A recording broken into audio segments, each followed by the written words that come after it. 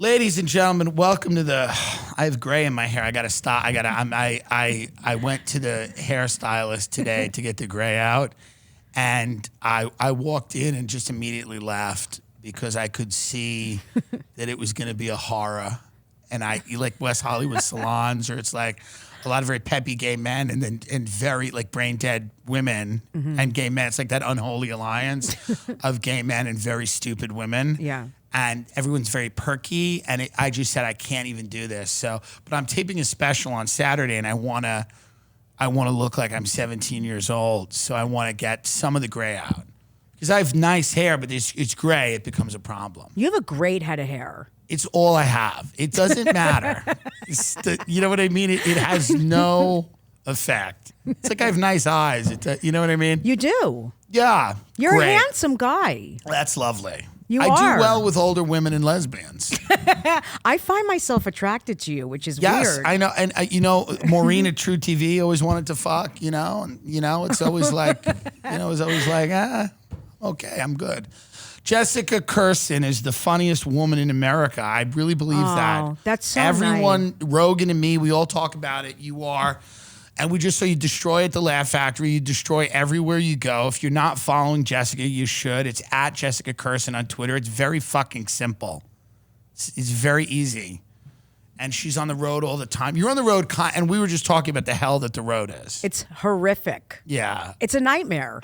It's a fucking, it's why I do it, because I'm a miserable fucking person. So it's very familiar for me. You get into a good rhythm. Yeah. Yeah. Yeah. I mean, I don't think I'd be okay if I wasn't doing that, because it would be just boring. Well, it's also, we're addicts. Yeah. And addicts love like a depressing hotel. Oh, yeah. Horrible coffee. It tastes like urine. Yeah. Or ass juice.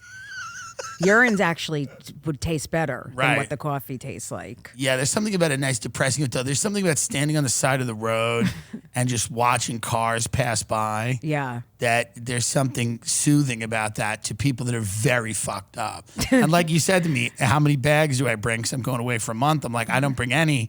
I just go to the DXL, the fat store, and I buy 3 black 3XL shirts, and sometimes I just throw them out. I just picture you like just throwing them just on the street. No, like, I look like a terrorist when I get on the plane because I have nothing. I mean, I have nothing, and I look like a guy that's on the brink of something, so they kind of size me up. They literally sometimes will go, "That's all you're bringing?" I go, "Yeah." And then I just have to drive. In the fat store, DXL is always 30 to 40 minutes out of a city because they're ashamed of it, as they should be. So they put it so far out into the suburbs, you have to drive 30 minutes. It's not even in the suburbs, in something called the exurbs, which is like 45 minutes out. That's the new term for it, where it's so far out that you have to keep driving past all the Paneras and, and then you get there finally. And you get the 3 shirts, and then you wear them and you throw them out, or you bring them back, or whatever. What if you're in like Europe or something? Do they have like fat stores? Let me tell you right now, I will wear one outfit. I don't know what to do. No, I'm gonna have to pack for Europe.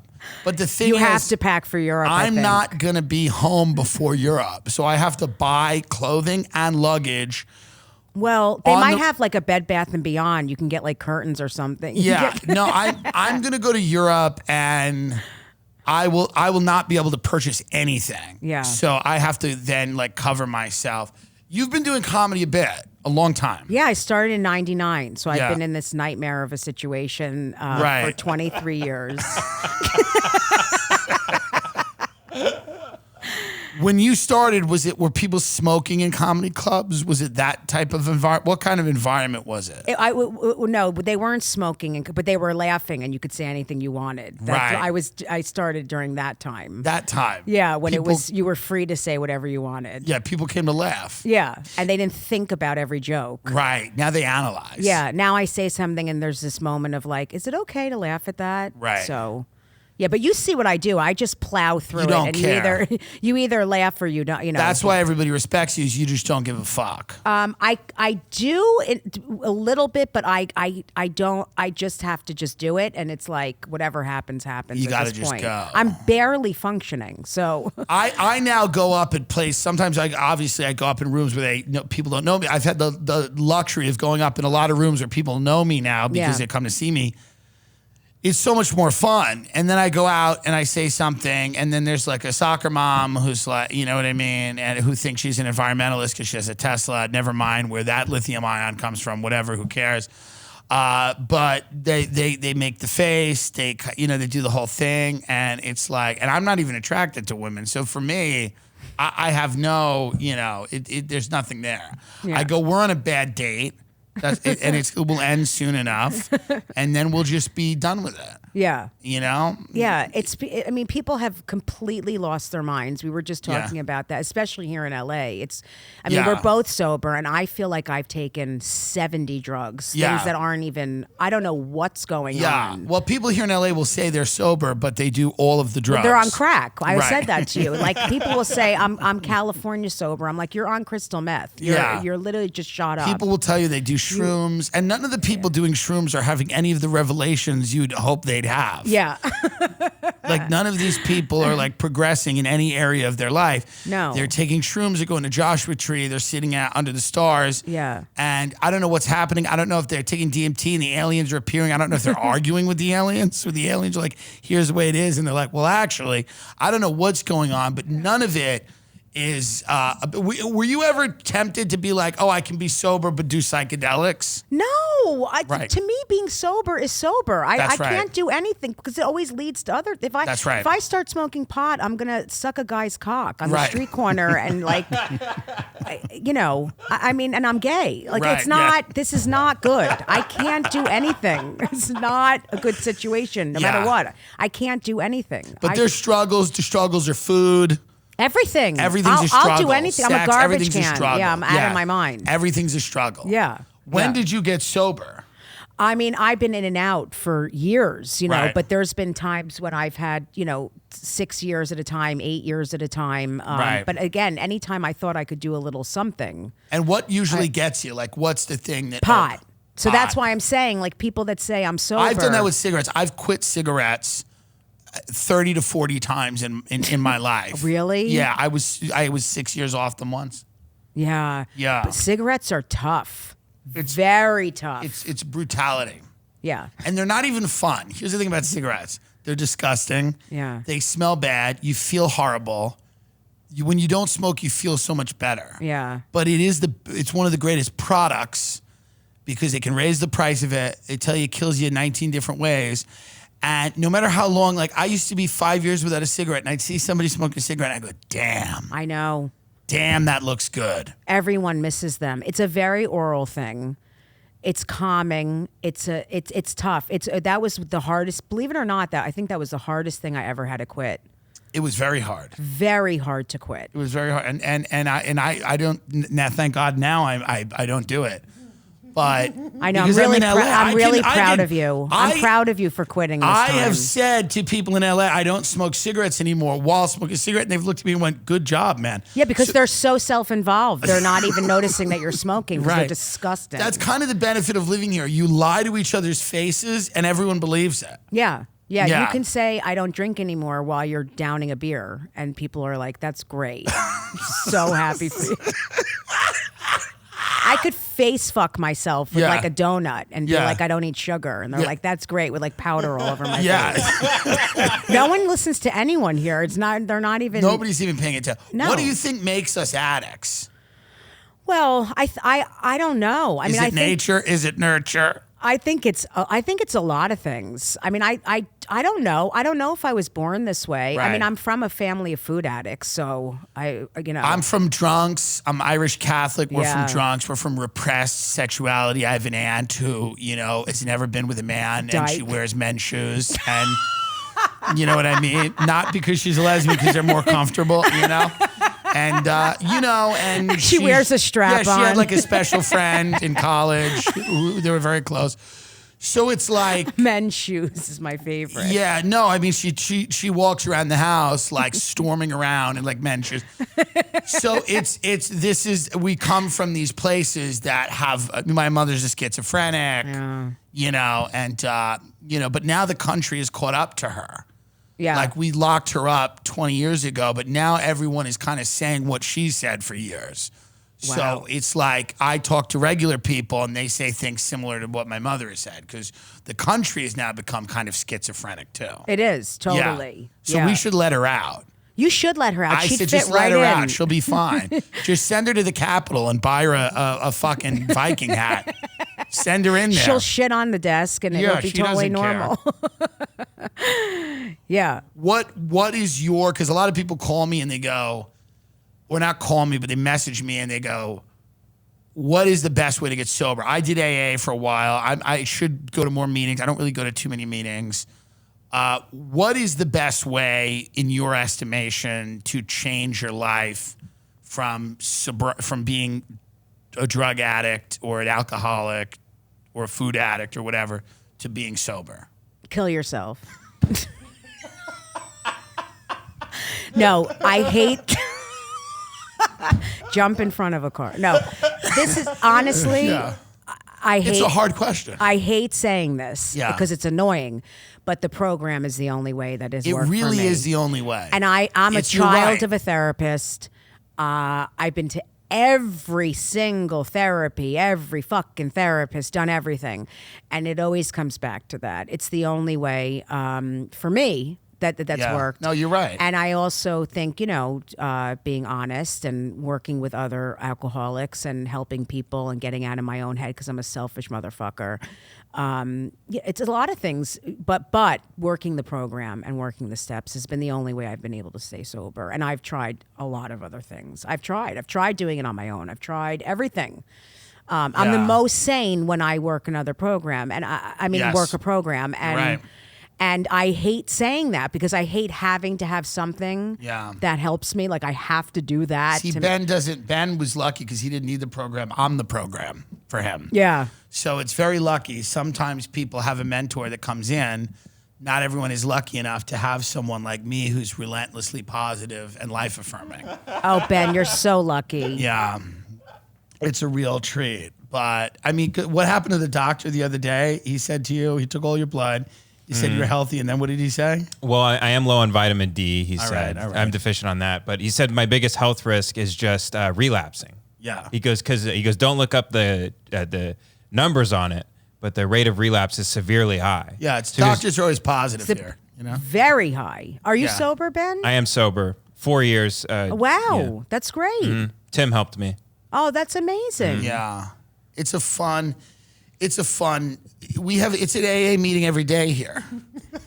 If you guys don't work the program, you must be at each other's throats sometimes. We're not at each other's throats. There's a lot of tension. We should work the program. That's something we should do more. I did the steps. I did everything. Yeah, it works. It does work. It's good, especially in early sobriety and even long-term sobriety. You have to do it, especially in long-term sobriety because you get once you're comfortable, you then get cocky. Exactly, and you go, it'll be okay. And especially in this business that we're in, it's people tend to be. Yeah. There's good support with comics. There's a bunch of sober comics, and there's a very big support system. And it's helpful because this business is just makes me want to, shoot up heroin into my anus. Makes me want to put a needle in my asshole. You have a beautiful wife who's lovely. Thank you. Yeah, she's great. You have children. What's it like raising kids in this world? I'm never home, so I don't even raise them. So it's really it's a great as long system. as they're attractive. That's all I care about. Yeah. Yes. Thank God they're pretty. I have 4 daughters and they're all stunning. Thank God. Because I really... One of your daughters, amazing singer. I mean, these are talented people. Yeah. Zoe is almost 16. She goes to... we live in Long Island, so I love that connection to you. Yeah. And she goes to the School for Performing Arts there half the day. Yeah. She's an amazing actress and singer. Do you ever like worry about her getting into the business? She does... they don't get as affected by the rejection and shit. She's pretty... And she has an agent. She's with Buckwald and she auditions all the time. I mean, she does get bogged down by it, but she's pretty good with it. But yeah, of course, there's so many girls that look. She's a stunning, dark hair, blue eye. Like there's a lot of girls that look like her, and a lot of stuff is going to other girls now. That's the truth. It's right. So. So there's that, and then I have a 6-year-old daughter, and I have twin 3-year-olds. You know, I have two baby mamas. It's fucking crazy. It's wild. Yeah. And do you get along with both of them? I do. I mean, I'm lucky. I have a good situation. I can't believe I have all these kids. I never thought I'd have one kid, but I couldn't say no. Now, did you do surrogate? Did you do? We did in vitro. So each of them, you know, my ex Sherry had Zoe, and then Danielle, my current wife, had Isabella, Madison, and Charlotte. And you've had none of them? No, I would never have a kid. I'd feel like I was like, I'm very male in a lot of ways. So I've never for 1 second thought of carrying a child. Like I would feel like I was an alien. I think all day about being implanted and carrying a child. Really? Yes, I think it's an inevitability that I get pregnant and have a child. Wow. I could see you being pregnant. No, I really like the idea of being entitled and angry and having cravings and calling Ben at 3 a.m. and go, get me pickles. And, you know, he goes like, you know, I buy all these dumb houses and shit and stuff. I don't even live in them. And it's just because I'm an addict. So I just love real estate. And I just love realtors and going in and out of houses, going to open houses. We go to open houses. That's our AA. And but it's also good to put money in play because my business manager will steal, and I mean he's a sweetheart, but he'll steal. Yeah. And I think he's pretty. You know, I mean, the first time we met him, he'd come from Five Guys. He had mustard on him. I said, "Oh, he'll take our money as soon as we have enough of it." You know, he's talking about racing NFT horses. I mean, he's on the ledge. Yeah. And so what you know, but that's something like, you know, Ben always tells me like, don't do this, you don't need this, you're not even gonna enjoy it. But I think it'll be funny when I have a baby in me and Ben will be like, I told you not to do this. What would you rather have, a girl or a boy? Just so we can know, because you can kind of plan that. I'd like a girl. Okay. And I'd like a girl because I have the perfect idea of what a woman should be. I think you know, and more than anyone. I know what a woman should be, and with the guys, you know, you know, they kind of just go their own way. I have a real idea of what a woman should be, in my estimation. And what should a woman be? Or just some examples. I'm curious. You know, my dream daughter is a very cold, and withholding woman. I like that. Yeah, no, and I'm attracted to that. Yeah, a very, you know, pretty, or even if she's not pretty, cold and withholding. And I feel like there's too much nurturing going on right now. Yeah. And I think women should go back to being cold and withholding and a little aloof. Yeah. I like a woman who smokes a cigarette and stares at the sky. Yeah. I like a little aloofness. There's it's overdone now. And I like that. And I don't know how I would create that in a person, but I would try. You can damage her. Yeah, no, that would be the goal. And intimacy issues. And that would be the hope. Yeah, you don't hug her too much. And if you're very inconsistent, that would help. Because I think that those types of women select an appropriate mate.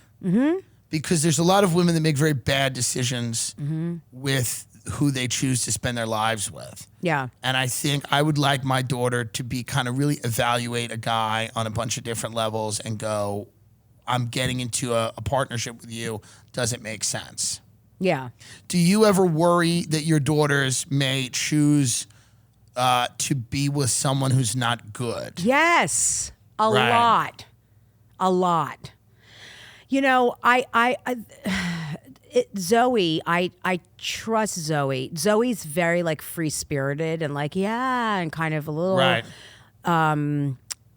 you know, she thinks everyone's good and kind of like naive a little bit. So that scares me, but I'm very like clear with her. And so is my ex about how like people can be really horrible and evil at times, because that's honest, you know, that's real. And I'm like, you got to be really careful. Like people are not. What's good is like you're involved. My family's always been so uninvolved in my life. Yeah. They're not involved in any respect. Like my dad is a fan of mine, but it's like he's not involved. He doesn't really ask like, what's going on? Are you dating someone? Do you feel okay? Are you alive?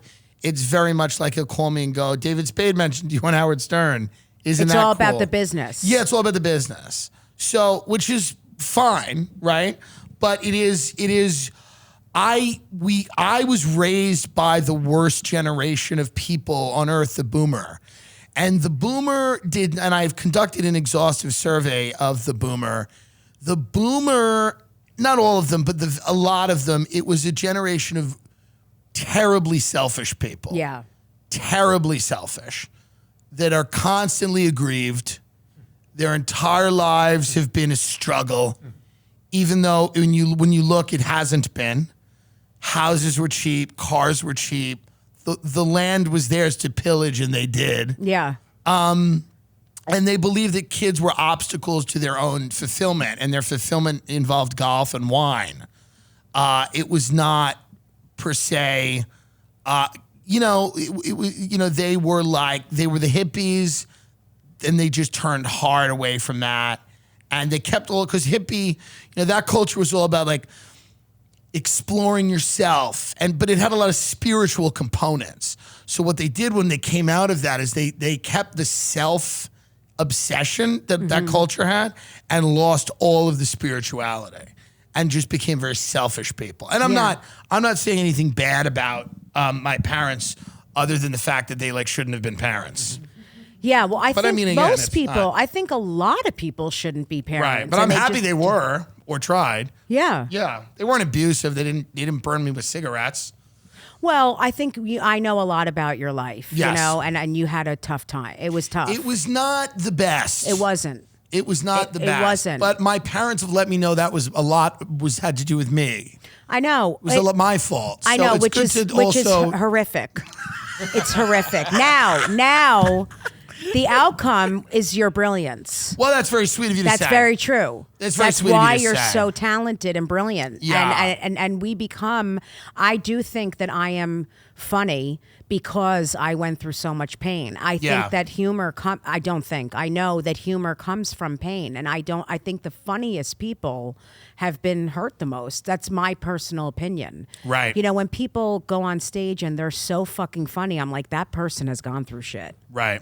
I really believe that. For sure. You ever look at comics who haven't been through anything and you go, what are you doing? Oh, yeah. I'm like, you're too okay. Yeah. You're like, why are you doing this? There's so many comics who are just clever. I never laugh at clever comedy. No. And people do. They'll do well on stage. Yeah. But I'm Louis said something great once. It's like, I forget, did Louis say it? I forget who said it. I think it was Louis, where it was like, it's comedy for people who went to Vassar. Yeah, yeah. Yeah. It was it might not have been Louis, but somebody, it was like that type of, where it's like, it's very well thought out. Yeah, I've never laughed at Seinfeld. Now, he's a great writer. I've never once laughed at a thing. Here's the most brilliant thing, because he's technically one of the most brilliant comics. I'm sure he'd love me. That's sarcastic. But the one time I really laughed at him is he did a speech for the Clio Advertising Awards where he goes, it was the funniest thing that I've ever seen him do because it was the most real. Ben can get it up. This is him being the most real I've ever, hold on one second. This is him being the most real I've ever seen. It is one of my favorite things I've ever seen a comic do, because the thing with him is some of his jokes are so technically brilliant. They're brilliant. He's a brilliant writer. But there is sort of, you feel like you don't know him at all. That's my thing. That's what I'm saying. This is just my personal opinion. But here, if you watch this to me is one of the best things, because now I do kind of feel like I know him if you watch this. Right. I am excited to win this. This is the award they give you when they don't think you can actually win one. But they think you've done a pretty good job and seem to have been around for quite some time. And that's how I got it. I would like to thank Ogilvy and Mather and American Express for getting me into this business. That was the first time I did it. I would like to thank my manager, George Shapiro, my incredible wife, Jessica, and Amirati for keeping me going. I love advertising because I love lying. In advertising, everything is the way you wish it was. I don't care that it won't be like that when I actually get the product being advertised, because in between seeing the commercial and owning the thing, I'm happy. And that's all I want. Tell me how great the thing is going to be. I love it. I don't need to be happy all the time. I just want to enjoy the commercial. I want to get the thing. We know the product is going to stink. We know that. Because we live in the world and we know that everything stinks. Yeah. We all believe, hey, maybe this one won't stink. We are a hopeful species. Stupid, but hopeful. But we're happy in that moment between the commercial and the purchase. And I think spending your life trying to dupe innocent people out of hard-won earnings to buy useless, low-quality, misrepresented items and services is an excellent use of your energy. That's different than what he does. That's right. This is why I love it. Here, keep watching. This is great. Because a brief moment of happiness is pretty good. I also think that just focusing on making money and buying stupid things is a good way of life. I believe materialism gets a bad rap. It's not about the amount of money. Nothing's better than a Bic pen, a VW Beetle, or a pair of regular Levi's. If your things don't make you happy, you're not getting the right things. This will all be in my new book, Soulful Materialism, which is in the planning stages at this moment.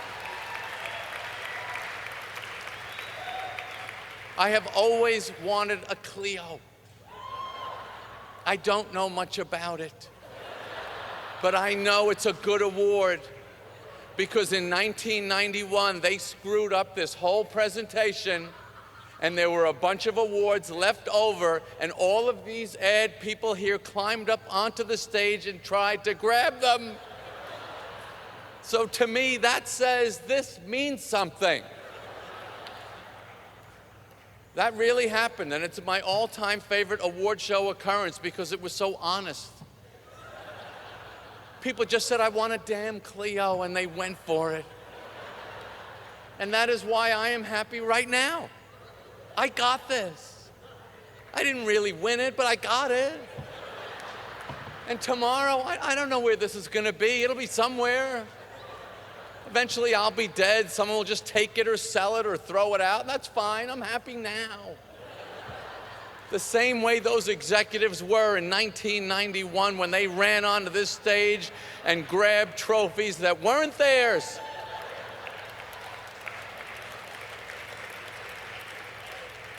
But it trumped up their phony careers and meaningless lives. So thank you all. I mean, for it's this like great so that honor for, I for saw all that and I was your like, great this work. is like this moment. It's real. Yeah, it's totally real And dark. and dark. But he's not, I've watched him a million times. Yeah, it's not and his usual thing. It's safe and it's not real a lot. It's just. Yeah, it's a different thing. Yeah. It's a different thing. What do you think, like, is happening, you know, with comedy right now, where you have a lot of comics who are cool, and you have a lot of people that seem like they are on stage to make a point, and they feel like they're a gay comic, or they're a comic of color, or they're a comic, or they're a trans comic. It doesn't feel like the community of comics feels more divided and splintered now than it's kind of ever been. It feels like the identity of comic, to me, is such a powerful, strong identity. It should unite all these different groups of people under that umbrella. It doesn't seem to anymore. It seems to be weirdly balkanized. Where everybody's kind of doing their own thing. It is. Yeah. It is divided. A lot of comics have gone at each other, which I am not used to. It was very united for my entire career. Yeah. And now people are incredibly judgmental of each other. I personally have never judged comics for what they do, so it's very odd for me to see comics going at each other. Yeah. I could hate someone's act, be disgusted by it, hear what they have to say and want to vomit and want them to die, but I still believe they have the right to say it. Right. So, and I just, I laugh at what's funny. And I just think the funniest people should get hired for work. That's right. So it's just, I don't know what's going on. Good luck with that point of view. I know. I just keep doing what I do and saying what I say, and I don't let anyone silence me. In Long Island, do you ever encounter homophobia? Oh, not in Long Island. I mean, I word things and say things in a certain way so that I make people feel absolutely ridiculous if they were to be homophobic for my material. Right. But when I'm on the road, I definitely get some people that get tense. Right. And it's more of like the religious people. I remember when I first started on Long Island, there was a lot of weirdness when I would say something about being gay. People would go, and that's not a huge part of my act. I have one or two jokes about it, but it was weird back then. People would be like, ugh, what? Like, what? Ugh. Like, it was a different time, but things have gotten things have changed a lot. A lot of people don't want to admit that, or they don't believe that, but firsthand experience, I think people's attitudes have changed. They've changed a lot. And I got to tell you, they're a little more homophobic with men. Sure. When it comes to comedy. Absolutely. Definitely. Absolutely. I think with women. There's never been a big gay male comic stand-up, right? No, not at all. I mean, no. I'm thinking about it. It was out of the closet. There's never been a big gay male stand-up comic. No, I'd say you're by far the biggest there's ever been. By far. Well, I mean, and you don't talk about it a lot, but I mean, you're out and you're the most famous there's ever been. That's crazy to think about. I don't know if that's the case. Yes, it is. I mean, there's Mario Cantone, but he's not. I mean, it's not at your level as a stand-up. I'm just saying as an actor, but he's musical and it's different. Right. There's I don't know who else, and he's not. It's not the same thing. I'm just saying he's because there's Ellen. There's Ellen. Right. Ellen's a male comic who's Ellen's more of a gay male comic than you are. That's true, but as lesbians, they've had big comics. Huge. They've had huge lesbian comics. Oh my God, Sandra Burr. There's tons of them. Tons. Right. But no, there isn't. I'd say you are. That's wild. Yeah, I don't know. I mean, think about it. I've never thought about it, but yeah, I haven't either, but that's a real statement. I've always just never knew that, but I also never, like, people, and it's weird, like, I understand people's point when they say representation matters. They go, I want to see myself, someone that looks like me doing something. I totally get that. Maybe, I don't know, I never saw that, but I never cared. I don't care either. It's such a small. I never cared. Like, I never saw a big gay male comic, but I never cared. It didn't make me think it was off the table. I know. I don't think about that stuff. I just think about who's funny. Like, I don't. Right. But it's also, we're kind of a different generation of gay people. Yeah, we are. There's another generation of gay people who they have sex with the members of the opposite sex. Right. So that's different. Gay has gotten it's a big tent now. You don't have to be gay to be gay. In fact, it's a detriment. You can be queer. There's a big tent, and a lot of the people that are in it are married in heterosexual relationships. You were telling me that in the car, and I'm very confused by it. No, a guy on Twitter today came out as queer. I mean, you can get... I don't understand. Yeah, I'm not judging it. I don't know what you're talking about, though. Yeah, I'm judging it a little, but you know what it is. I don't understand what you were saying. You said he's married to a woman. And he goes, I've started identifying as queer over the last 4 months. Does that make me the new queer but an old black? I think most men, especially black men like me, who come out later in life because we don't really know it ourselves. Also, I'm attracted to a wide range of women, but not men at all. So I didn't know how to ID myself, even though I haven't felt straight in years, LOL. So I don't know what that means. I have no idea. To me, I'm not hating on it. I genuinely am confused. To me, I literally feel like I just heard Chinese. Right. I have absolutely no idea. It might be a Chinese bot, but it's, that to me makes, and again, I'd love to understand it. I would love to. But that's the success of the gay movement, that straight people now want to be in it. And then the big LOL at the end is very upsetting because it's... Yes. What is that? That's a crazy person. But that many people are ill. We're living in What do you think the percentage of mental illness now in the country is? 30, 40%? It's 98.5%. Now, in certain ways, I'm mentally ill, but I work on it and I'm medicated. Yeah, right. I'm not judging. Like, I have issues, but I work on it. People are out of their minds. Right. We were at a comedy club. I told you I was at a comedy club last night. It looked like the game room in a mental institution. And I'm not even just talking about the comics. I'm talking about the audience too. Yeah. The people that work there. I'm like, am I at a mental institution? You said people were like rocking back and forth. Someone was talking to themselves. Someone was flicking their fingers. Someone was rocking. There was a person with a helmet. I don't know what the fuck was going on. Someone was defecating. It was I'm like, this country is out of, everyone's crazy. Yeah. And I really constantly feel like I'm on a sheet of acid, not even one little I'm on a sheet. You've taken a heroic dose, as Terrence McKenna would say. Yeah, I've taken a cardboard sheet of acid. What do you think it is? You think it's the internet's driven people crazy? Yes. Yes. My mom says that. She's a huge therapist, and she said the internet has ruined people's lives. I mean, it's ruined, like she said, it's ruined people's lives. And it's only getting more and more intense. Oh, I mean, it's insane. Like and subscribe. Do you ever go through TikTok and just go through it? It's crazy. It's out of control. It's out of control. Like, you'll just see someone like, hi, everyone.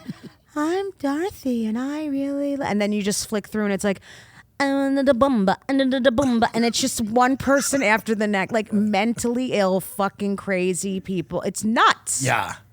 No, it's crazy. There's a lot of neurodivergence now.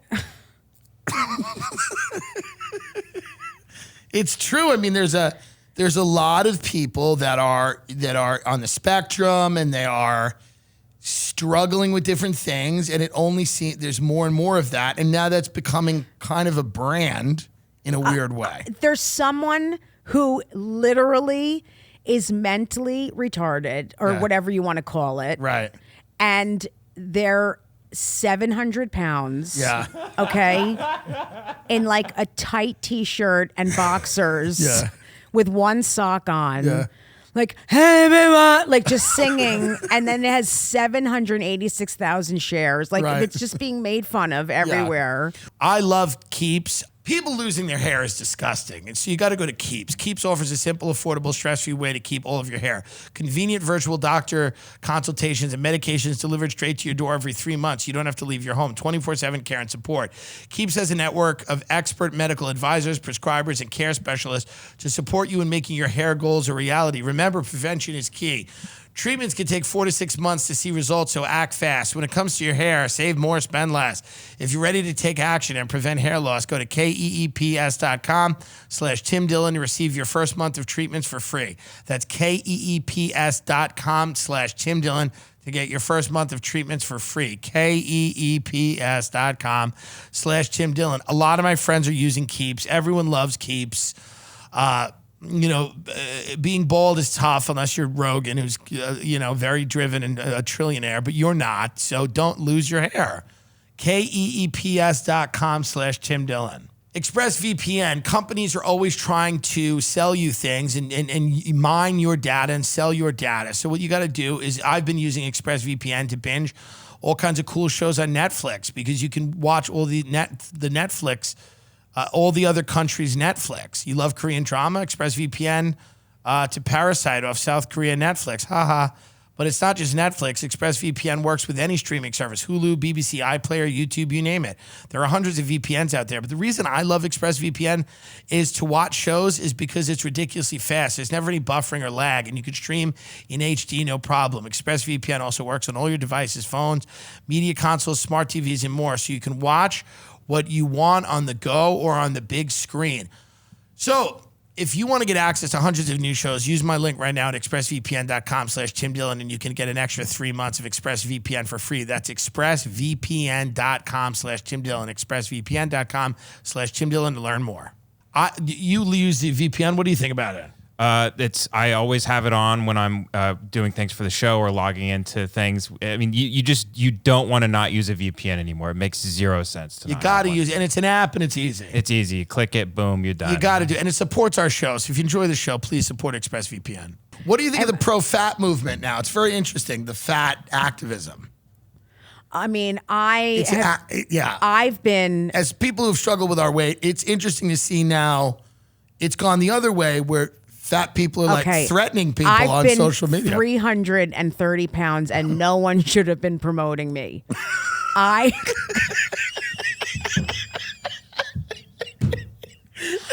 was disgusting and should have been shot. I should have been hunted down and shot. I was an animal. I should have gotten help. Someone should have gotten a net and fucking put me in a cage and help me. So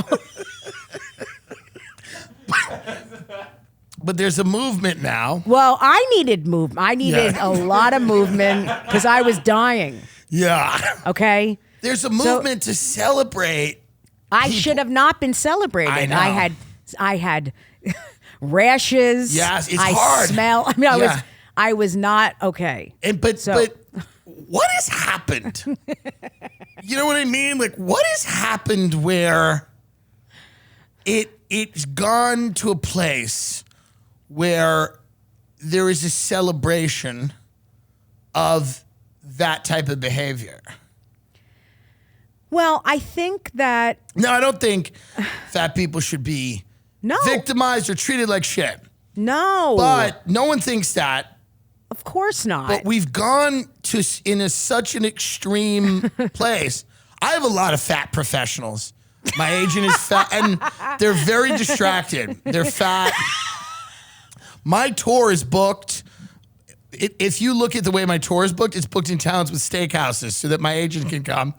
I have a fat assistant. She's lovely, but she's distracted because they're always thinking about eating. I'm surprised your tour isn't all at like Burger King. Yeah, no. My tour is literally routed around the openings of steakhouses. But you know, it is a distracting thing. Like, I'm trying to lose weight. It's hard. Do they always have food in their mouths when you're talking to them about business stuff? They're chewing, they're crunching late at night. Are they like, they crunch. They crunch things. They have little vittles that they have. They've got food everywhere. Like, you know, it's distract. It's like, again, it's a compulsion.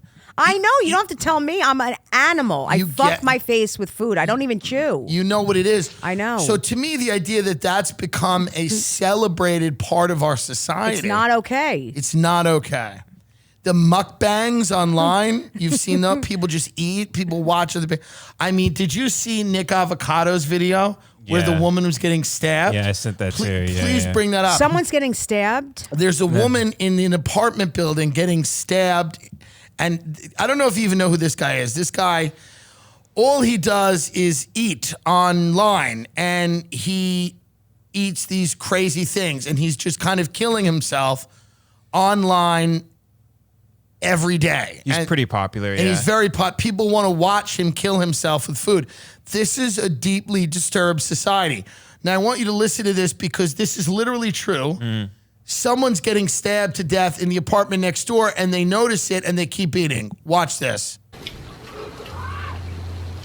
Okay, they taste like this, but, you know. Look. You hear the screams? Greasier.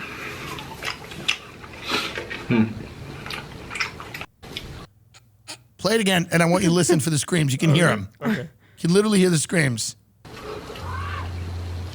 Okay, they taste like this, but, you know. Look. I mean, you hear somebody in the background going, ah! So somebody. Do you know that he just made me homophobic and I'm married to a woman? Yeah.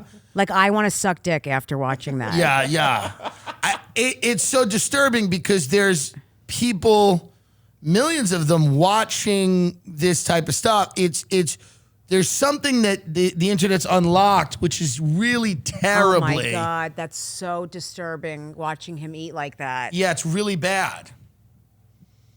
It's not good. So he's really popular? He's very popular. I've watched a lot of his stuff. He just eats for hours. He goes crazy. Now, why do you watch it, you sick fuck? I don't really know why. When you're really hungry and you want fast food late at night, if you just watch him eat a bunch of tacos from Jack in the Box, there's something soothing about it. There's something, and it's also kind of funny and morbid and is he really just voyeuristic. talking while he's eating? Yeah, he has little anecdotes, and he has his boyfriend Orlin, I think Olin or Orlin, and I don't know. And they do cooking recipes too. So they'll cook ramen noodles with cheese and eat those, and show you recipes. And he'll go around Target in a rascal scooter and do little skits and stuff. And so this is where we are. This is a big. And they're famous. They're famous. Yeah, yeah. And I'm going to do 6 shows at the fucking Chuckle Bunnies. Yeah. Yeah. Well, you know, but this is really disturbing stuff. And your mother's a therapist, she probably has just a very interesting, thoughts and ideas about how it got this bad. I mean, I think that we are voyeur. Like, I think people just want to watch this and just get hooked in. I mean, it's like watching the war, the news and all that shit. We get hooked in, and it's that addictive personality. That's right. We just get hooked in, and we can't stop watching. Yeah. Yeah. It's crazy. It is crazy. Yeah. It's unfortunate that there are people whom they're being enabled and supported to do these really horrible things. And it's just going to how is this getting better? No, it doesn't. No. I mean, I don't know. No, it seems not to be. I mean, my kids, this is very disturbing. It's very hard to raise kids in this world, right? With social media and the bullying and the stuff like that. Yeah. Yeah. It's difficult. I mean, you can be on top of it and kind of, make sure they don't watch certain things, but it's not easy. It's hard to keep them from everything out there. It is very hard. They're gonna stumble upon things. Yeah, and then they do post stuff and they're in secret chats and for sure. Yeah. Yeah, no, it's crazy. It's really wild now, the challenges being a parent. And they watch the porn and all that shit. Yeah. Yeah. I mean, second base when I was growing up was like touching a girl's boobs. Now it's anal. Right. Yeah, it's crazy. It is. It's sped up to an unhealthy degree. It did. Yeah. I mean, it's bad out there. But, I mean, What is the good? I mean, really, I don't know. I felt like you were about to say, I was trying to find. What is it? Uber? I don't know. Postmates? Yeah, I know. I mean, that's good. You can press a button and get a burrito. I don't know. But then there is the dark web pedophile and everything else. Yeah. That's a problem. Yeah. It's a real problem. It's hard to be funny. Stanhope was on stage the other night at the store, and he said something brilliant that Roseanne had said to him. It's very hard to be funny now when there's no such thing as truth. Mm-hmm. You're living in an era where truth is really subjective. People don't seem to be swayed anymore by any type of facts. They can create their own reality. And especially with the internet, you can only see that deepening and becoming more immersive, where everybody disappears into their own world. I mean, this metaverse thing, people can make fun of it, and they should, and I do, but it's coming. It's like everything else. Do you know about the metaverse? No, I don't know a lot about it. Get up, Zuckerberg, the metaverse. Now, everything they've done with it has been pathetic, and everybody's laughed about it so far because, like anything else, it's never going to be a thing. As Ray Kump, our friend, said, it won't be a thing until it's a thing. Right. It's like anything else, but it really is this world where you'll have an avatar, you'll literally pretend to be somebody, and you'll primarily be in this digital landscape where you are, having a lot of your meaningful relationships and interactions online, not in real life. That makes sense. Yeah. No, it's coming here. Just take a quick look at it. Imagine you put on your glasses or headset and you're instantly in your home space. It has parts of your physical home recreated virtually. It has things that are only possible virtually. And it has an incredibly inspiring view of whatever you find most beautiful. I mean, this guy's the devil. Hey, are you coming? Yeah, just gotta find something to wear. He's disgusting. Horrible. All right, perfect. Oh, hey, That Mark. laugh. Hey, what's going on? Hi. What's up, Mark? Whoa, we're floating in space? Who made this place? It's awesome. Right? It's from a crater I met in LA. This place is amazing. Boz, is that you? Of course it's me. You know I had to be the robot, man. I thought I was supposed to be the robot. Whoa. I knew you were bluffing. Hey, wait. So this is what they want. Let's So call her. Jessica, this is what they want the future to be. I'm looking at your face, but this is the plans for the future. When is this happening? They're trying to make it happen at ASAP. But why? So they can make a lot of money? It's all, yeah, so that they can basically, you know, they're trying to curate your life. They're basically trying through algorithms and everything to feed you a diet of what they want to feed you. You buy things in this world, Right. you consume in this world. Yeah. Whether they're NFTs, you use crypto, whatever it is. Yeah, yeah. And You- there's no touch. This is all I keep thinking. There's no contact. There's no contact. There's no touch. There's no It's humanity. unbelievable. And you get into this world and you purchase things in this world and you buy real estate in this world. You buy a home in the metaverse. You buy a home and people are doing it already. And then you don't leave. And then they just sell you things while you're there. And there you go. This is the new thing where, you know, this is the demo they just ran about. Here's the shopping now. This is Walmart. This is Walmart now. You're good here. You shop at Walmart. There goes the tomato sauce in the thing. And then it's delivered to your house, you know, I don't know, via drone or whatever. But why would you want tomato sauce at your fake house? Well, some of this, if you have guests, you want to make, do you want to make, you're not going to have pasta or something? No, you don't realize how insane we are. Why would you want a fake house? Let's start there. So let's start there. Now, I think this might be, they're demoing this as like you would order it and it would be shipped to your real house and you would eat the tomato sauce. Right, right. But don't, I get what you don't mean. kid yourself. Fake tomato sauce for that. I mean, Heineken just did a thing, you could pull this up, where Heineken sponsored some big metaverse thing. It was a big bomb because everybody's like, hey man, what the fuck is this? But this is coming. They're trying to shove it down your throat and make it. So Heineken launched some virtual metaverse thing. It was a complete failure. Says, needless to say, we all love a frosty cold one every now and then, but now Heineken is setting its sights on bringing that element into the metaverse. Brewed with, I'm not kidding, none of this is a joke. Brewed with pixels and not yeast, Heineken Silver is the world's first virtual beer. So this is all coming. And this is, you have the same reaction that Rogan had when I told him about this. Your kids know more about this than you do, probably, or will. Yeah. This is all coming. And I'm a little bit of a conspiracy guy. Where I go, they just really, I mean, you'll have an avatar. So if you're 400 pounds, it's okay because your avatar looks like whatever you want to in the metaverse.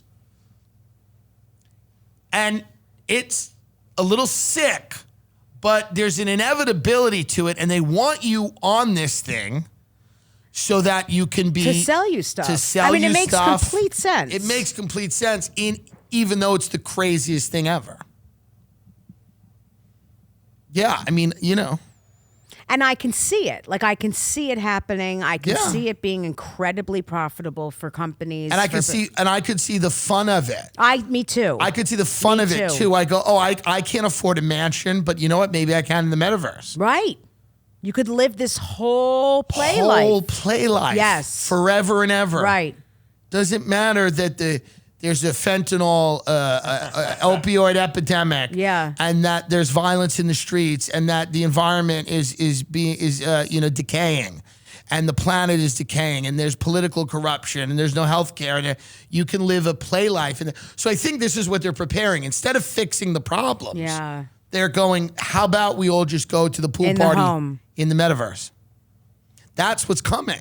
Because the problems are deep and very tough to imagine solutions to, as we've just said. Yeah. So what we think, what I tend to believe they're going to say is just go to the metaverse. There's already been sexual assault in the metaverse. Oh yeah. Oh yeah. Oh yeah. There's already been all kinds of things, sexual assault in the metaverse. Sexual harassment. This is USA Today. Again, USA Today. Sexual harassment in the metaverse. Women alleges rape in virtual world. So the world's ending. So I just want to say that. But it is. We talked about that in the car. The physical world is ending. Yeah. So the world's ending. We talked about that in your car. Yes. And Eddie Pepitone has a great line. He goes, every generation thinks it's ending, but we're right. No, we are right. Yeah. You said 50 years. I think less. So I'm going to try to enjoy myself as much as I can. You have to. Yeah. You have to enjoy yourself. Yeah. Yeah. Within 60 seconds of joining, she wrote, I was verbally and sexually harassed 3 to 4 male avatars with male voices, essentially, but virtually gang raped my avatar. I mean... Well, her clothes were too tight. Yeah. She was out late at night. Yeah, it was her fault. She was being too promiscuous. So this is where we are. That seems to be where we're heading. It's clownish right now, and it's not real yet, but it seems to be potentially real. Oh, this is going to be huge. There's no doubt in my mind. I think so, too. This is coming immediately. Yeah, I think so, too. I don't even doubt that for a second. This is coming out in the next year. Yeah, it's coming. And I think they're going to encourage people to just live those fantasy lives. Oh, this is for 20, 30, and 40. This is going to be huge. That's right. And you're going to have to pay for everything. Oh, yeah. That's right. NFTs, these non-fungible tokens, you can own digital property. And I don't even mean like a house. I mean like anything. You could buy an NFT of a piece of art or whatever, and eventually it'll be comedy. You could buy a joke. Yeah. Eventually comedians will sell a joke. Yeah. I'm telling you, it's going to be, it's all heading to that place, and it seems to be rapidly going there. We were, one of the last generations. This all, I guess, eventually has to do with humans becoming AI. Eventually there's a chip in your head that you can write into the metaverse. It's scary, but it is, I think it'll be, I hope the lineups at the comedy clubs in the metaverse are diverse. That's my biggest concern. Yeah, that's my biggest concern too. Yeah. Of anything, even like my kids, is that the comedy club lineups are diverse. In the metaverse. Yeah. For sure. Yeah. I mean, there'll be virtual comedy. There already are. There's already virtual comedy clubs, during COVID. Yeah. So that seems to be the next step of society. Just further into the hole, further into the pit. I'm sorry to show this to you. I feel like I'm showing you something. I'm actually fascinated by it. I don't get freaked. I don't get freaked out by this stuff because I'm a very realistic person. So I don't get like, oh my God, because I know this is all coming. It's coming. Like it does nothing. I went to Art shocks Basel me. in Miami, and I spent 48 hours there, and I felt again like I had swallowed a sheet of acid. But everything that they talked about was real. They go, listen, everything your kids are gonna want. Like instead of a pair of Prada sunglasses or, Jimmy Choo shoes or a Porsche, everything for clout that they're going to want to show off, it's going to all be digital. They're going to want to buy things for their digital world. Yeah. It doesn't freak me out because nothing shocks me anymore. ShipStation. If you're running an online business right now, and who isn't, you need to use ShipStation. You don't need to worry about the back office shipping. You can save time by funneling all your orders into one simple interface, no matter what you're selling. Manage every order. Amazon, eBay, Etsy, your own website, from anywhere, even your phone. No more headaches from dealing with returns and return traffic. ShipStation makes it easy. Save money when you compare carrier options and choose the best. shipping solution every time. ShipStation works with every carrier. You can always find the best fit for you. Your business can access the same discounted rates usually reserved for Fortune 500 companies. Save your sanity knowing your orders are handled and you're getting the best rates. Make shipping easy by having an online store. You have bigger ideas to think about.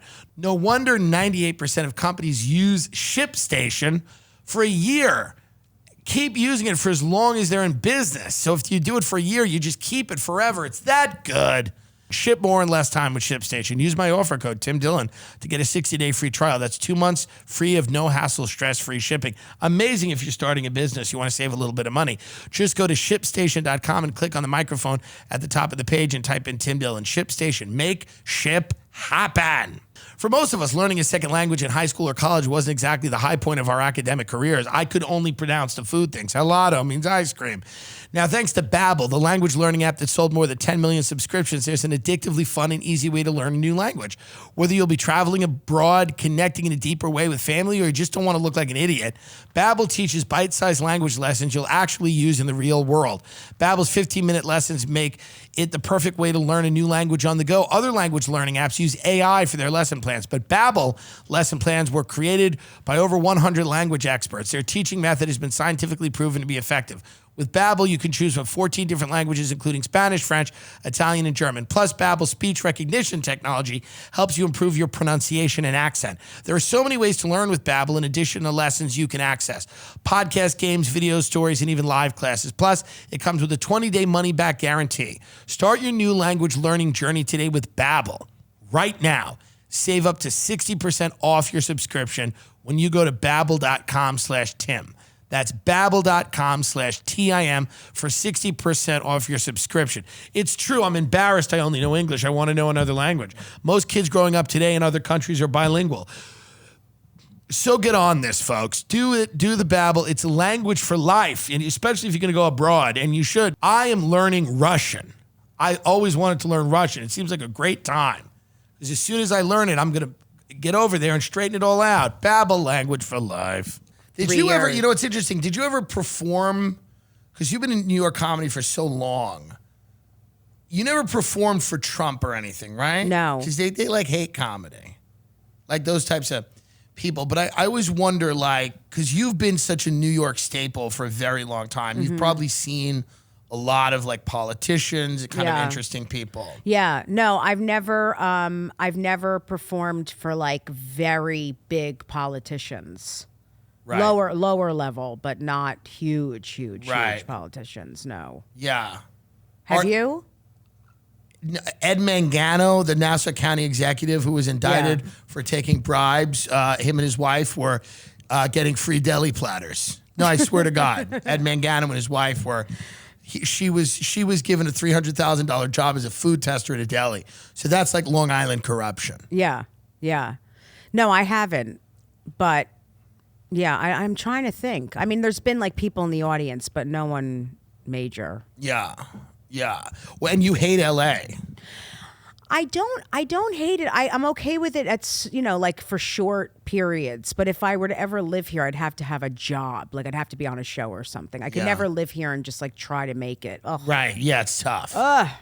Where in the country do you perform that's outside of the coast that you really like? Is there a place where you go, I really like to be there? Outside of the coast? See, to me, I love working people. So I spend most of my time in Beverly Hills and the Hamptons because I like working people. Yeah, I get it. It doesn't, but I like people that have, that work. So I like Beverly Hills, the Hamptons, Palm Beach. Yeah, but now outside of that, where places in the, but I hate performing for rich people. I don't think they should be allowed in comedy clubs. No, they're the worst crowds there are. They're entitled and they don't have anything. They're horrific. They don't relate. No, I love performing for working people. Yeah. I love because they need want comedy. Exactly. They're dying to laugh. They're dying. Right. Yeah. Yeah, they don't even have food. But well, they have food. That's the only thing we give them. Yeah, no, I'm joking. I love like small town, places where they don't have a lot of entertainment. Like they have that comedy club and they go out and they're dying to laugh and yeah, totally. There's a bunch of places around the country that I love to perform in. Yeah. Your live act is one because there's people at the Comedy Cellar, the biggest comedians in the world, hate following you. Yeah. Because you are one of the biggest powerhouses on stage. Ben's like, have you ever had to follow her? I'm like, thank God, no. That's very sweet. I'm like, no. Whenever we performed, Jessica was always headlining. We were performing in churches in Queens for crackheads. And Jessica was the headline. I was just doing 10 minutes, very excited. I'll never forget I saw you there and was blown away. Oh, well, that's You're sweet of you. fucking amazing. Well, that's very sweet of you. I thought you were appreciate that. great that night. Do you know how long ago that was? We're talking 10 years. It was a long time ago. And I saw you and I'm like, he is really funny. I mean, you were really, really funny when I saw you. Well, I just got into comedy hard and I destroyed any chance of, decent relationships and everything. I let everything go by the wayside for comedy.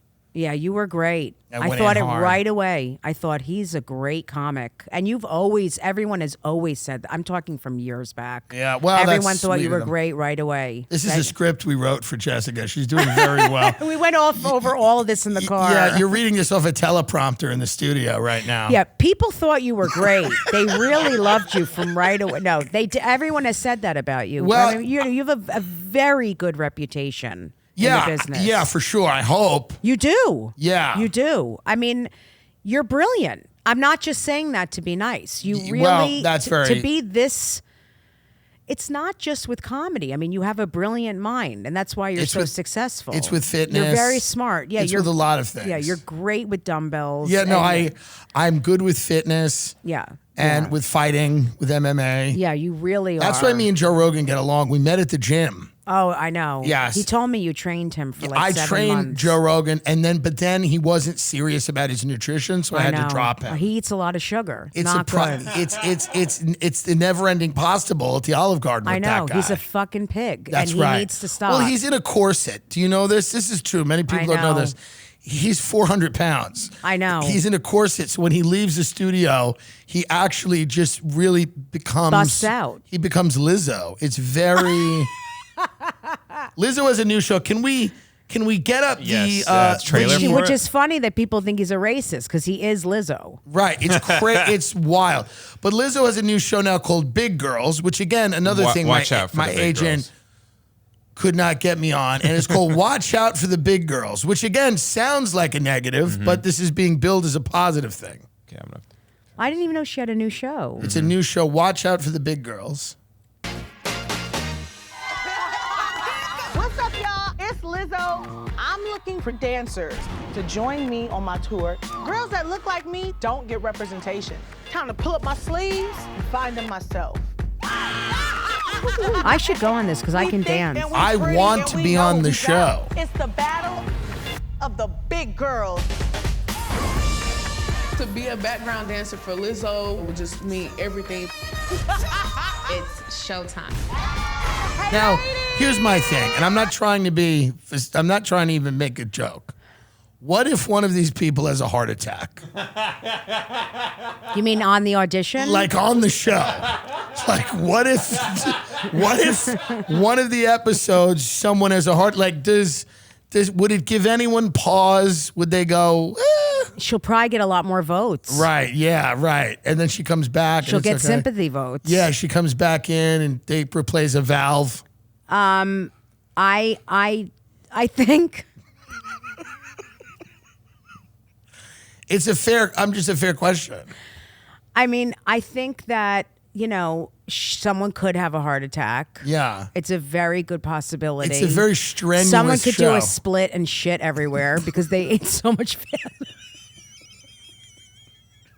I mean, A lot of things could happen. Yeah. Someone could have, a stroke. I mean, there's so many different things that could happen. Yeah, so my whole thing is just, it's an interesting, and this episode, it doesn't come out this week, it'll come out next week, and this probably is already premiered, and I'm hoping that doesn't happen, but it is a possibility. So many things could happen. It's a very real possibility on the show. People could be vomiting. It's a physical. We have no idea, but it could probably absolutely. a lot of crying because they're, It could absolutely happen. stuffing down feelings. There's so many. Well, that's the thing. Eating is a compulsion that's emotional. I wonder if they eat while they're dancing, if they could just put the food down. I mean,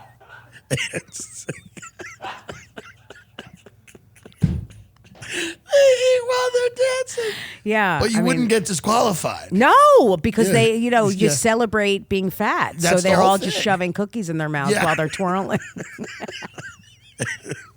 It really is the end, isn't it? It's gone. We're in it. We're not even starting. We're in the end. Yeah. No, it's a severe. It's odd to me. It's odd that we celebrate now everybody's, and I mean now we have drug addicts, and we all have sympathy for drug addicts. We have empathy. We know what it's like, but now we have people we have open air drug markets in cities where people shoot heroin on the street. Yeah, that's going to be the new reality show. That'll be the new one, or that'll be the next thing. People will go like, "I'm a proud heroin addict." Right. I'm proud of that. Right. We should celebrate opioid. Like, I'm not addicted to opioids. I choose to use them. Right. And it's my lifestyle. And if you have a problem with that, you're an issue. Right. I'm going to be an addict that chooses background addicts to be around me. Yes. And, yeah. That'll be the next show. Take pills around me. Yeah, that'll be the next show. Yeah. I want a crew of people that love fentanyl as much as I do. But it seems like that because we're just celebrating compulsions. Yeah. Yeah. And addictions. Yeah. Because I see this all as if through the mindset of an addict, I go, this is all addictive behavior. The food. I know I struggle with it myself. I just pictured them going on tour and just all these dancers just falling to the ground and dying. They're going to die. They all just go cardiac arrest. Yeah, they're going to die. I mean, they're going to die. And it's sad, but it's like that, like... It's sad, but we're making fun of it as people who struggle. It's like I'm literally. I struggle too, but I don't go when I make a bad food choice. I never want others to do it. Me either. Like I'm never like, hey, this is the way to live. No, I don't want people clapping and cheering me on. I want them to get me help. I want them to help me. It would be very weird if I pulled into a McDonald's late night and there was people around me cheering like I was finishing a marathon. Like they were going, handing me nuggets. Yeah. Like you hand someone a towel or like water, like they're handing me ketchup packets. Yeah. No, I want you to help me. Yeah, it seems to just be a problem. And I don't know why it wouldn't eventually be drugs. Right. Like that's the next thing. Yeah. Like, and we already kind of see it where they're like, they just don't persecute people that are doing heroin in a tent. And you go, I'm not trying to persecute anyone, but it's not good for them. It's not good for them. It's not good for tent cities to be there. It's not a positive thing for the people in them. We should really celebrate them because, at least. Well, yeah. Well, that's what people do. No, people do. And they go, and it's like, so to me, it's like that may be the next reality show. It's just, people in the tents. I think it will be. We're maybe a year away from the first homeless celebrity, like a homeless star. You know what? I could see it. Yes, for sure. A homeless reality show. Yes, where they're like a star. Yeah. And they're, and they're known. I guarantee there's going to be one in LA. Oh, we'll be ground zero. And it'll be people that are kind of like, hey, I love this. Mm-hmm. Because there is a whole thing now where they go, well, if we offer you a bed and we offer you a home and you don't accept it, we can't allow you to stay on the streets. And then people go, no, that you can't do that. You have to let people camp on the street. Yeah. You have to let Not people, only that, but you need to give them lighting. You need to give them a kitchen. Yes. Yeah. A den. You have to a porch. You have to. Yeah. Yes. You have to let them be on the street if they so choose to stay on the street and use drugs. Mm-hmm. And they don't want to live in the thing. So we're getting to a point now where why not celebrate everything? Yeah. And it's a bit scary. Because I've made a lot of mistakes. I've never celebrated, I've never been like, it's a good idea, stay in the closet till 25, do cocaine, drink, quit that, and then eat a lot. I've never said that's the way to do it. I've never said I'm a bad bitch. That's why I did that. I said I did that because I was in a lot of pain. It was very hard, and I didn't find something I liked to do. And then I finally found something I liked to do. And I transitioned out of that behavior, most of that behavior. But Yeah, because you want to try to help other people and you Right. want to explain to people that it's not a great decision and you don't want it to be celebrated. You want to like be an example and try to, you know. Yeah. I know. Yeah.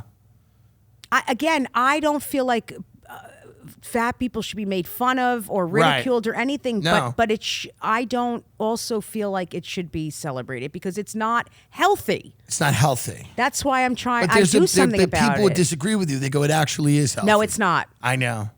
No, it's not.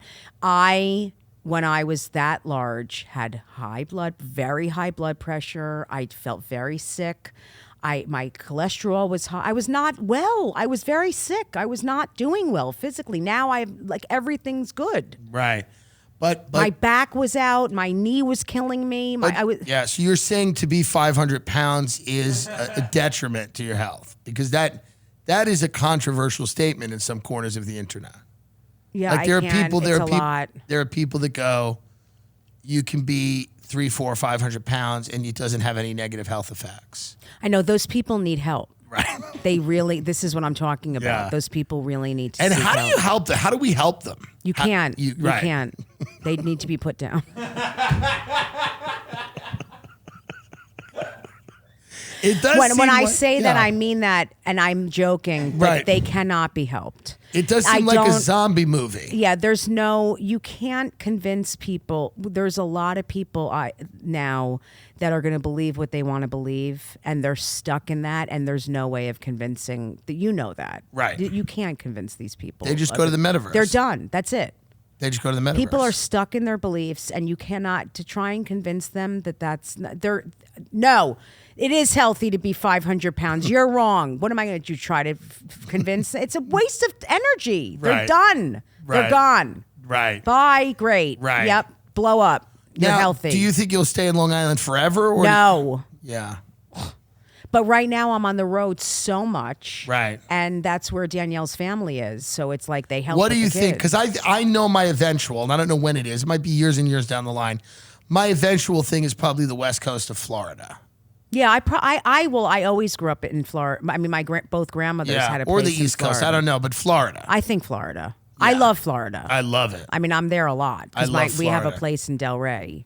Yeah. So my family. So I'm there. I was just there, and I'm going back next week. I mean, Yeah. I just came from there the other day. Yeah, I love Florida. But I will. I think we're all going to end up in like a home with guns and Yeah. you know, just like minding our business and protecting our home and our families because Right. this world is. I don't know what's happening. Yeah. Well, what a positive note. I know. To I wrap really. things up I know. on, I yeah. just wanted everyone to feel safe and okay while we were ending this. Yeah. Well, everyone's gonna spend time at home with their guns and their family. Well, look what's going on. Yeah. But I don't mean now. Enjoy yourself now. Everyone Right. blow up, fuck your face, get as fat as you can, and celebrate it. Yeah. Yeah. It's crazy. Where can people find your live dates? Because I'm not kidding. You have one of the best live acts I've ever seen, and it's Thank you, well Tim. worth people to go see you, and support you because I'm in terms of live comedy. There's really nobody really doing it better. Thank you. We could go to JessicaKirson.com. Yeah, That's- JessicaKirson.com, KIRSON. I have a TikTok that you would love because I post crowd work videos every nice. day. And a lot of, a lot of people do crowd work. A lot of women don't. So I Right. purposely do it a lot. So I have a TikTok, Jessica Kirson, and I'm on Instagram, Jessie Kirson. But I'm on the road. I'm on tour for months coming up, and I'm doing a lot of different cities. How do you do it? Do you ever take a break? Not now. Right. I'm really on tour right now. I'm not like you are, Jesus. It's insane what you're doing. Well, I'm done in May. Right, but you're a fucking warrior. It's amazing. But no, I'm touring a lot coming up, and I have a lot in the fall. So I'm happy. I'm doing a lot. It's good. Yeah, I mean the live shows are great. You go to Jessica's website. She's got her podcast up there, Patreon. You have everything up there, easy, JessicaKirson.com, Jessie K on Instagram, and really go out to see a live show because I don't recommend a lot of comics live, but you really are like the gold standard of a New York comedian, which is the highest honor, Boston, New York, like.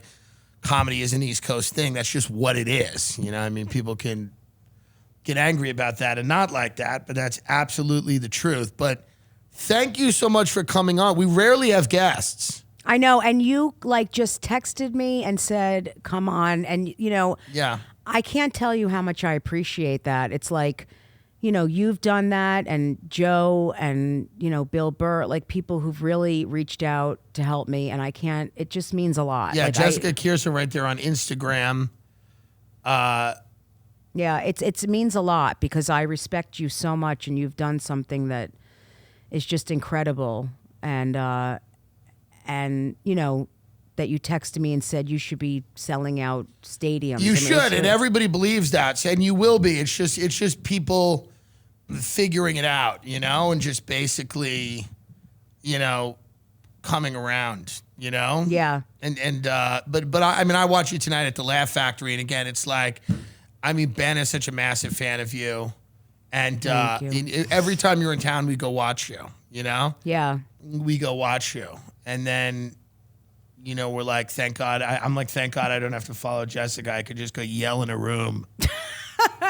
Well, you kill too. I do good, thank God. I mean, Thank people God. don't want to follow you either. I mean, we have strong acts. We fucking command a room, and that's, you know, people don't want to follow you either. The concern for me has always been when people see me on stage, they go, I've always felt, I think the struggle that I have is being too hot to get laughs. That is word on the street. Where people see me and they go, he doesn't need it. I know. You know what I mean? They go, Well, he doesn't need this. The problem is when you're that attractive, people are looking at you and want to fuck you. My dermatologist called me today just to check up. So that's where I'm at. I had a dermatologist call me from Orange County to just check up on me. He goes, I've seen your Instagram. You have something going on your face. Oh my God, that's not good. No, I swear to God, it's a dermatologist from Orange County. He goes, something's going on your face. We should biopsy it. I go, well, that's nice. I said, I'm on the road. Can we do it later? He goes, yeah, but I'll call in a prescription. So we called in a prescription to Ralph's in the ghetto. And I went and got a prescription and I put it on my face tonight. I don't know what it is. It's probably That's hysterical. Yeah. So I mean that's where I'm at in the ghetto. Yeah. No, he calls prescriptions in. I think he wants me to get killed. You go to pick up. He wants me to get killed because he's always trying to save me money. You go to get your skin medication. You get shot in the head. Yeah. No, he's always trying to like save me money. So he like calls in scripts to like these like horrible places, and I go, okay. Follow Jessica. Go see her live, everybody. We're on tour too. Who gives a fuck? We got 1 month left and it's over. Go away. Thank you.